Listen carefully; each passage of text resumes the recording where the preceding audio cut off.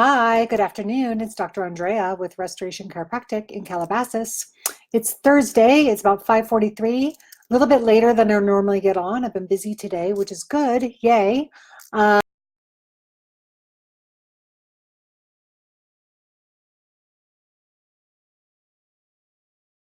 Remarkable about today. It's just been kind of a normal day. I've got a ton of paperwork on my desk, like lots of stuff I got to do. I figured I'd pop on before the day is over and say hi. So I was Facebook messaging with an acquaintance of mine, and we were talking about pregnancy, getting pregnant, and the nervous system. And one of the things that I notice is that women have a harder time getting pregnant now than they used to. Not all women, but some women.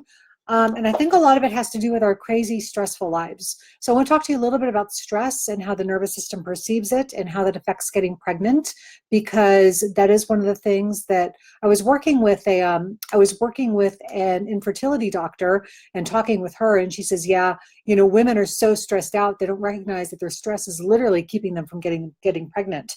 So I want to talk about the two branches of the autonomic nervous system, the fight or flight system, and the resting, healing, restoring. That would be the sympathetic and the parasympathetic, and how they relate to pregnancy. So in order to get pregnant, a woman's body has to be in a position where it can actually grow a baby.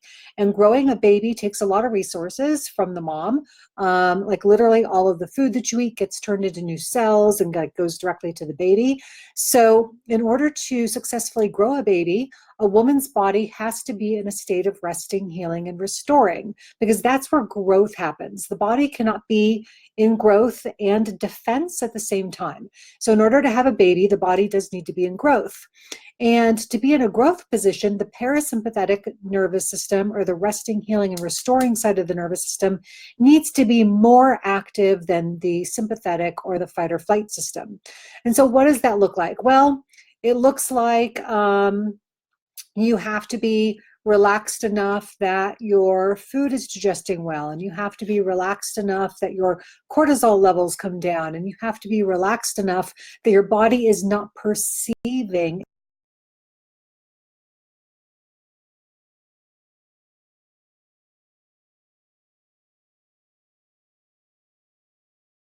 sympathetic nervous system or the fight or flight system. And so that perceived threat will then shut down everything that has to do with resting, healing, restoring, and reproduction. So if your body is perceiving threats, and that could be, you live in LA and it's super expensive to live here, you sit on the 405 every day, your boss is being a jerk, you're not getting pregnant, like all of these stressors the body then perceives as a threat, and so it shuts down the resting, healing, and restoring side. And that resting, healing, restoring side is what has to be activated in order for a woman, number one, to get pregnant, but then also to hang on to the pregnancy. So my advice to anyone who is having trouble getting pregnant, number one, let's get your nervous system evaluated to see. We can actually look and we can test to see what state your nervous system is in.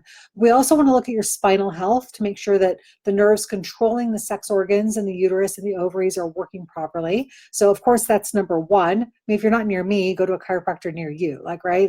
That's just a no-brainer. But then number two, we also want to make sure that you are giving your body time to get into that resting, healing, restoring side.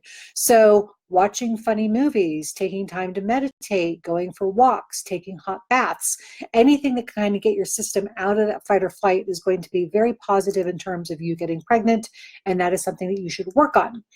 Okay, let's talk a little bit about fasting and calories. So there's the calories in and calories out group that says, oh, you lose weight just when you eat fewer calories than you take in. And then there's the fasting group that says, well, calories don't really matter that much. It's really about your hormones and whether or not your insulin is raised and whether or not your glucagon is raised. That has to do with whether or not you're gaining fat or losing fat. So, and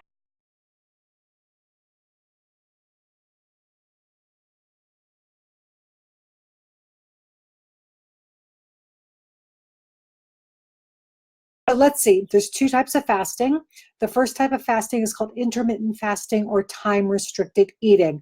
Time-restricted eating is really more accurate because on time-restricted eating, you're not fasting at all because you really do eat every day, but you just like condense your eating window to between 4 and 8 hours of the day, and then you don't eat the rest of the time.